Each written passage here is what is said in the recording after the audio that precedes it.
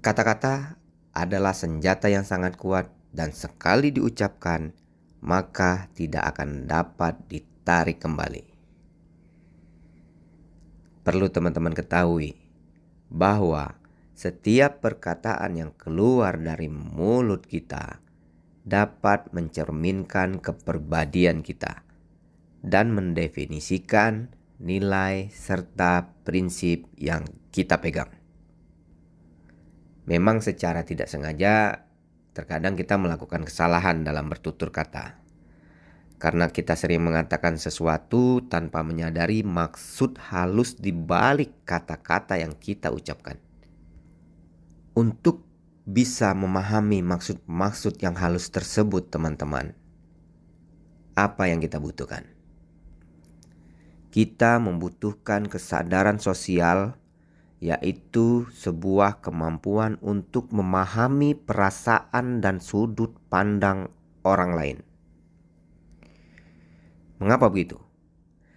Karena individu yang cerdas memilih kata-kata mereka dengan sangat hati-hati dan menggunakan kalimat-kalimat yang paling efektif dalam menyampaikan niat atau intensif mereka kepada orang lain. Itu udah pasti, teman-teman. Hai teman-teman, apa kabar?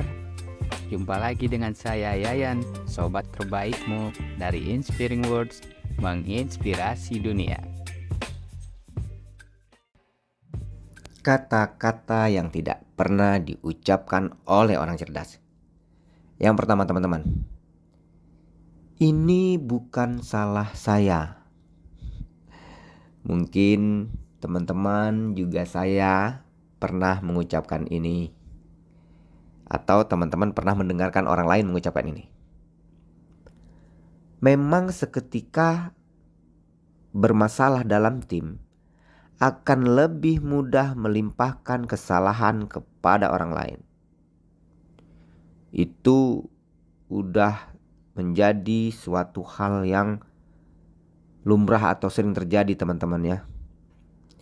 Padahal apapun yang terjadi ketika keputusan sudah dilakukan, maka orang cerdas itu bertanggung jawab atas apa yang ia katakan. Kalau sudah terjadi kesalahan, maka itu kesalahan bersama. Menyalahkan orang lain hanya membuat kita dihindari dalam pekerjaan lain. Percayalah, teman-teman. Jadi mulai saat ini, jadilah orang cerdas yang bertanggung jawab. Oke teman-teman, caranya gimana? Jangan menyalahkan orang lain. Akuin kesalahan kita, bertanggung jawablah dengan atas apa tindakan yang telah kita perbuat. Oke, yang kedua teman-teman. Orang cerdas tidak pernah mengatakan ini. Ini kurang bagus. Harusnya lebih sempurna. Oke teman-teman. Ini kurang bagus. Harusnya lebih sempurna. Sering ya kita mendengar kata-kata ini. Saya termasuk sering mendengar kata-kata ini, teman-teman. Dalam sebuah pekerjaan, apalagi di awal-awal, tidak ada yang sempurna, teman-teman. Kita dituntut untuk memperbaiki itu semua agar menjadi lebih sempurna. Kita belajar dari situasi yang ada, kita belajar dari pengalaman yang ada. Benar ya teman-teman? Mengharap kesempurnaan sama saja dengan menyiapkan diri kita menuju kegagalan. Paham maksudnya teman-teman? Karena memang tidak ada yang sempurna. Orang cerdas ini cenderung tidak mencari kesempurnaan, tapi mereka mencoba mencari yang terbaik, menjadi yang terbaik. Keren ya? Kenapa seperti itu? Karena tidak ada hasil yang sempurna, teman-teman. Itu jawabannya. Orang cerdas akan berusaha melakukan upaya yang lebih baik dari hari kemarin. Dia akan selalu mengevaluasi dirinya.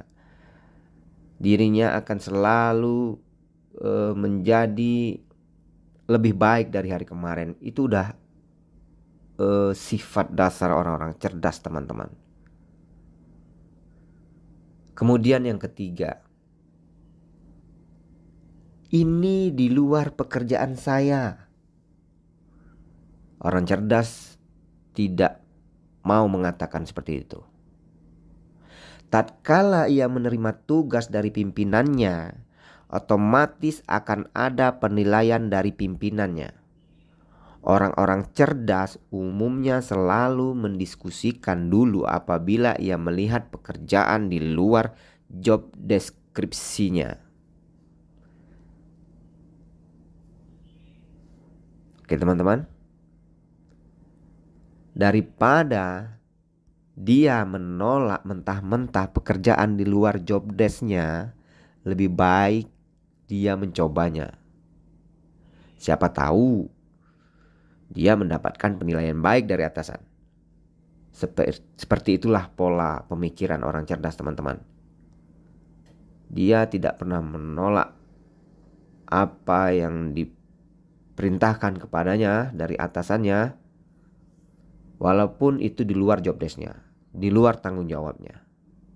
Kemudian orang-orang cerdas tidak pernah mengatakan ini tidak adil.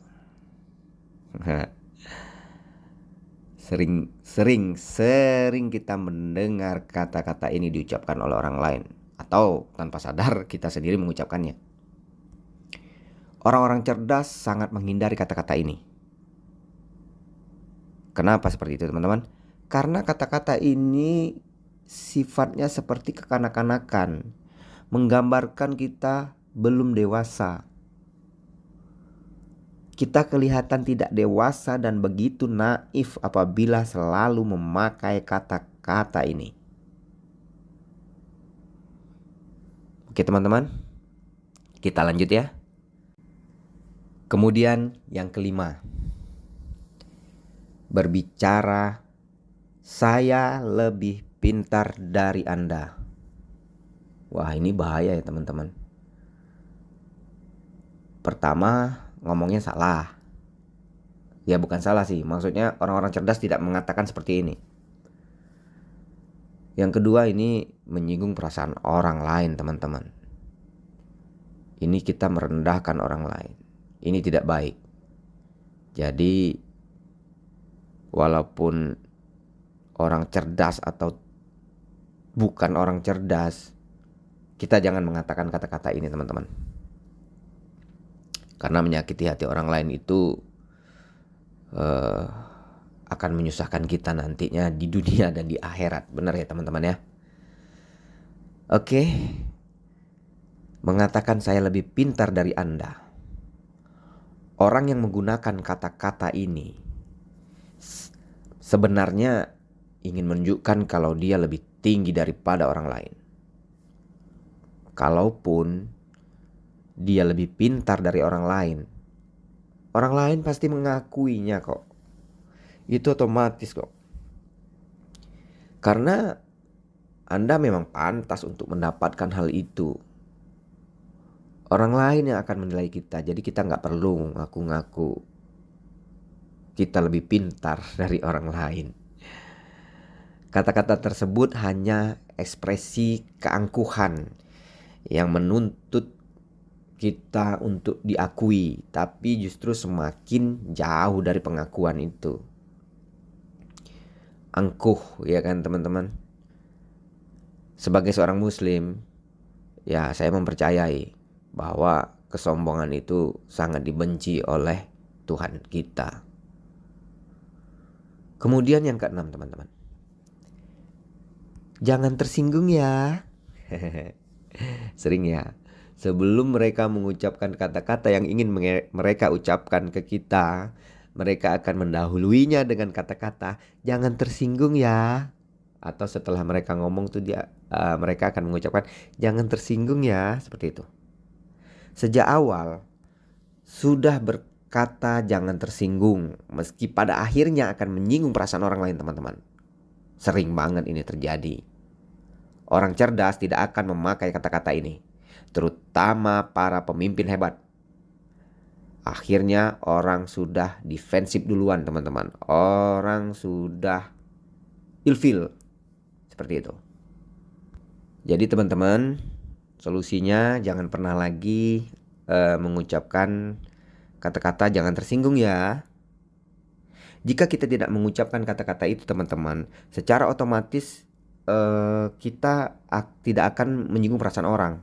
Tapi kalau kita bicara seperti itu, jangan tersinggung ya, itu malah sebenarnya orang itu ingin menyinggung kita seperti itu. Bener kan? Seperti itu, teman-teman. Daripada memakai kata-kata seperti itu, lebih baik kita memakai kata-kata lain tanpa harus menyinggung orang yang dimaksud, ya kan? Oke, teman-teman. Yang ketujuh, ini memang pertanyaan bodoh. Ini memang pertanyaan bodoh. Orang-orang cerdas tidak pernah mengatakan seperti itu, teman-teman.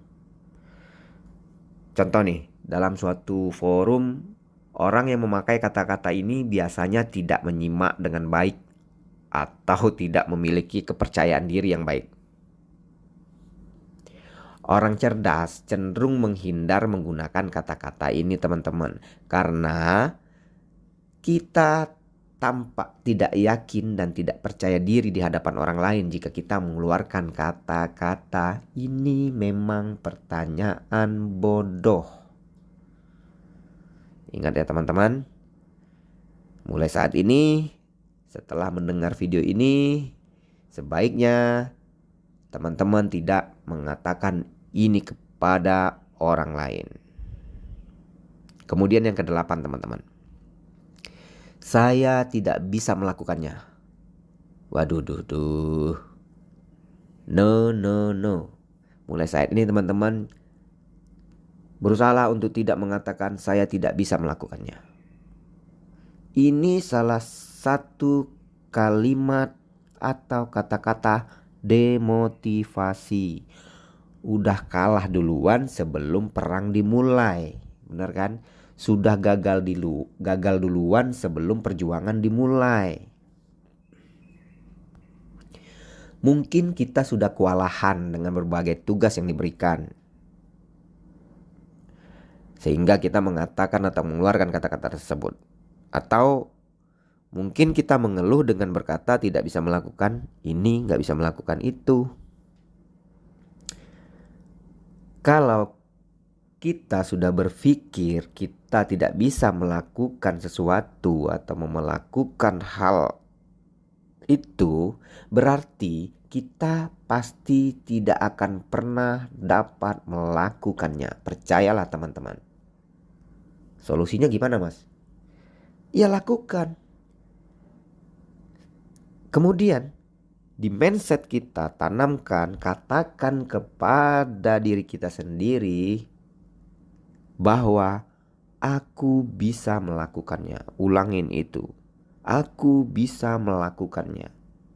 Aku pasti bisa melakukannya. Saya ulangi ya, teman-teman.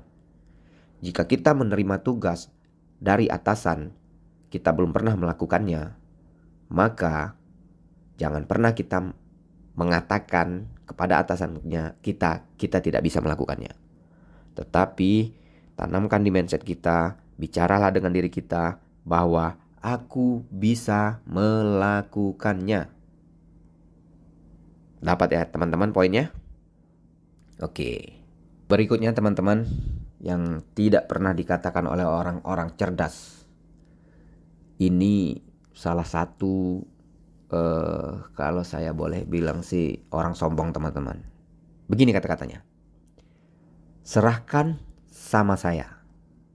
1 menit saya menyelesaikannya. Wow. Teman-teman, walaupun kita bisa menyelesaikannya dalam waktu singkat, jangan pernah mengeluarkan kata-kata ini, karena ini kata-kata orang sombong, teman-teman. Saya sebagai muslim percaya bahwa orang-orang sombong akan hancur dengan sendirinya pada waktu yang tepat. Oke? Sadar atau tidak sadar, kita sering meyakinkan orang dengan cara-cara seperti ini, teman-teman. Padahal orang cerdas sangat menghindari kata-kata seperti ini. Kalau orang cerdas menerima pekerjaan, ia akan mengkaji baik-baik pekerjaan tersebut, sehingga ia bisa menentukan berapa jam ia bisa melakukan itu. Itu yang benar, teman-teman. Analisa dulu, perhitungkan dulu, baru kita bisa ngomong, baru kita bisa bicara. Makanya orang-orang cerdas tidak akan bicara sebelum mereka berpikir. Karena kalau kita membuat ekspektasi yang terlalu tinggi, teman-teman, dan hasilnya tidak sesuai dengan harapan, maka kita hanya menyebarkan kekecewaan saja, teman-teman. Kita akan membuat orang lain menjadi kecewa. Benar? Jadi mulai saat ini, mulailah kita berpikir terlebih dahulu sebelum kita berkata-kata. Lakukan pelan-pelan, teman-teman. Keluarkan kata-kata secara tertata dengan baik. Jangan buru-buru bicara. Pikirkan dulu, teman-teman. Pikirkan dulu sebelum kita berbicara. Karena dengan berpikir sebelum kita berbicara, maka kita akan meminimalisir kesalahan dalam berkata-kata, teman-teman. Oke, teman-teman, dapat poinnya ya. Kita lanjut yang terakhir, teman-teman, yang ke-10.